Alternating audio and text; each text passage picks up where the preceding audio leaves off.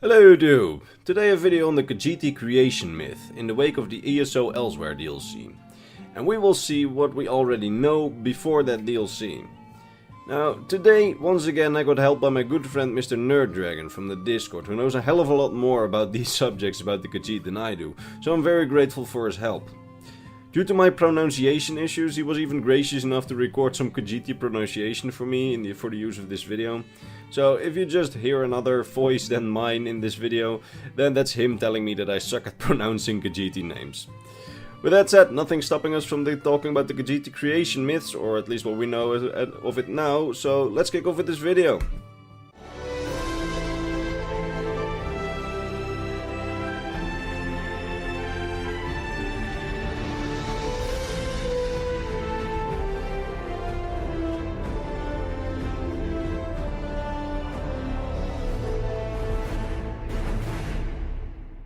Now, before we begin with the creation myths, I can already tell you that it's important to remember that most Khajiit deities are variations of imperial/elven deities, although the Khajiit themselves will always claim that they are entirely different deities from those deities that we know. Whether this is the case is debatable, or whether the creation myth itself even checks out at all with the reality. It probably won't, but today we will cover what the Khajiit believe. So according to the Khajiit, in the beginning of everything, there was but two entities known as the Littermaids, Anur and Fedome. Fedome said to Anur, "Let us wed and make children to share our happiness." And so from their bond, Alkosh, the first cat, was born. They made him the guardian of time, saying, "Alkosh, we give you time for what is as fast or as slow as a cat." They gave birth then to Knarthi, the winds. Kenarthi, to you we give the sky, for what can fly higher than the wind? They gave birth to Magnus, the cat's eye. Magnus, to you we give the sun, for what is brighter than the eye of a cat. They gave birth to Mara, the mother cat. Mara, you are love, for what is more loving than a mother? They gave birth to Srendar, the runt. Srendar, we give you mercy, for how does a runt survive except by mercy? And then, from many phases, Anur and Fedome were happy. Anur then said, "We should have more children to share our happiness." Fedome agreed. Then they had Hamora. Hamora, you are the tides, for who can say whether the moons predict the tides or the tides predict the moons? They had Hircine. Hircine, you are the hungry cat, for what hunts better than a cat with an empty belly? They had Meruz. Meruns, you are the Jakajit, for what is more destructive than a kitten? They had Mafala. Mafala, you are the clan mother, for what is more secretive than the ways of the clan mothers? They had Senjin. Senjin, you are the blood cat, for who can control the urges of blood? And they had Shagarath. Shagarath, are you the skooma cat, for what is crazier than a cat on skooma? And then Anur said, 2 litters is enough, for too many children will steal our happiness. But then, one day, Knarthi approached Fedome and said, "Fedome, mother, Knarthi grows so lonely high above the world where not even my brother Alkosh can fly." Fedome, hearing this, then took pity on her and tricked Anur to have even more children, probably knowing that he wouldn't be happy. And Fedome gave birth to the moons and their motions, and then later she gave birth to Narini, the spirit of the majestic sands and the lush forests. Later on, she had Azura, the spirit of dusk and dawn. From the beginning, Narini and Azura would fight over for their mother's favor. But Anur caught Fedome while she was still birthing and got very, very angry. He then attacked Fedome, making her flee to far away in the great darkness to give birth to the last of her litter. Fedome's children all heard what had happened, and they all came to protect her from Anur's great anger, to prevent him from hurting Fedome even more. The last child of Fedome was born, and it was called Lorkaj. When he was born, his heart was filled with the great darkness which took shape and realized its name, Namira. Fedome, wounded by Anur's strike, realized that her time was near, and she spoke to the moon, saying, Jakajay, to you Fadomai gives the lattice, for what is steadier than the phases of the moons? Your eternal motions will protect us from Anur's anger. The moons then took their places on the heavens. Anur, furious, tried to shoot the great darkness, but he could not cross the lattice. Then Fedome turned her attention to Narini, saying, Narini, to you Fedome leaves her greatest gift. You will birth to many people, as Fedome gave birth today. Narini then left, but noticing that her rival Azura had nothing, she smiled victoriously. After that, all of Fedome's children left, except for the loyal and caring Azura. Fedome said to her, to you, my favorite daughter, Fedome leaves her greatest gift.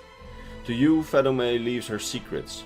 And she told Azura, when Narini is filled with her children, take one of them and change them. Make them the fastest, cleverest and most beautiful people and call them the Khajiit.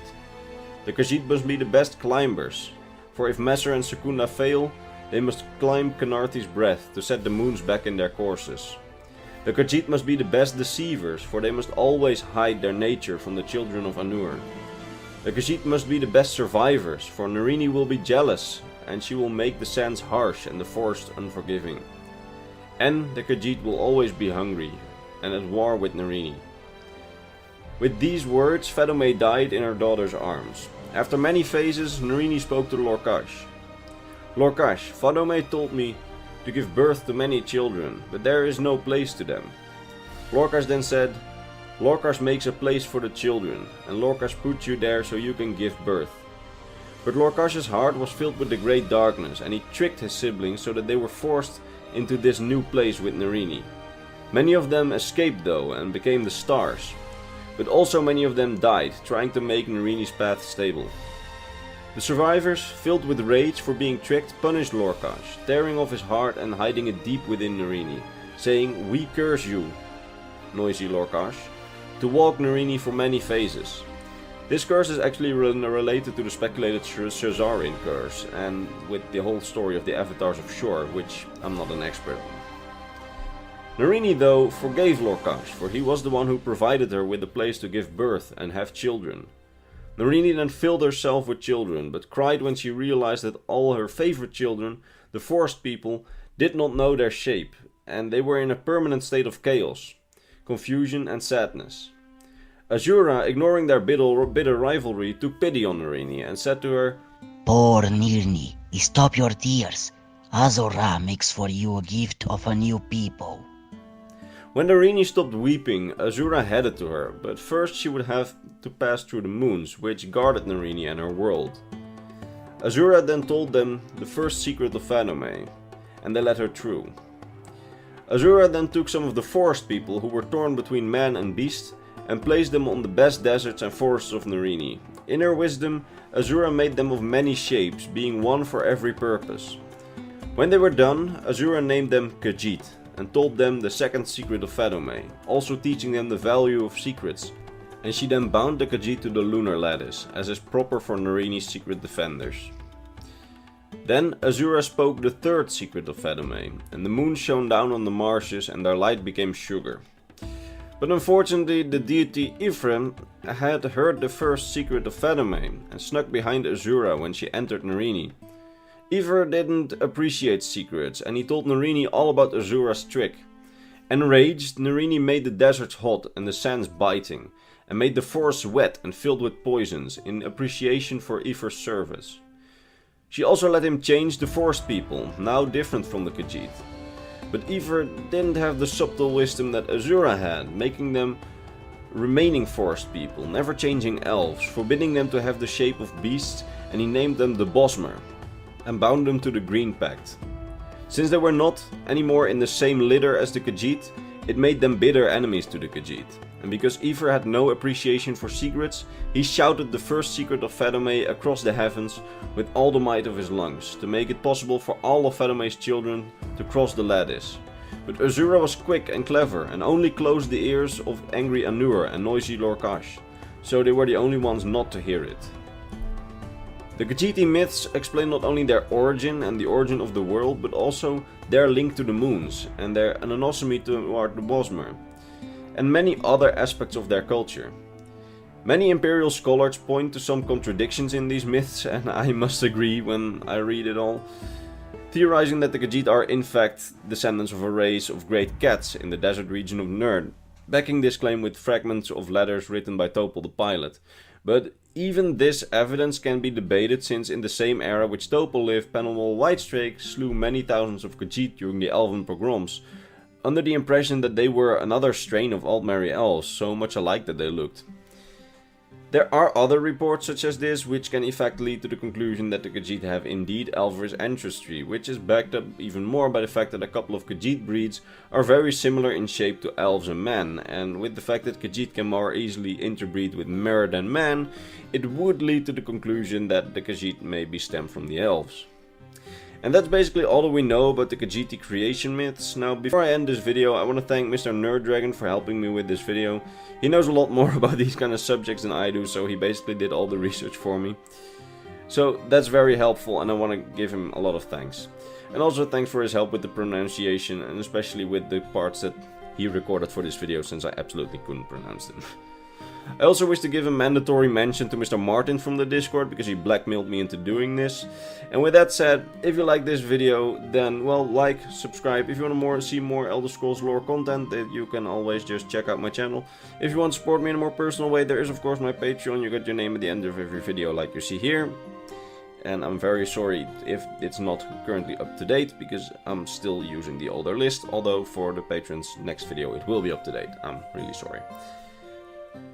That's it. I will see you all in the next video. Bye bye.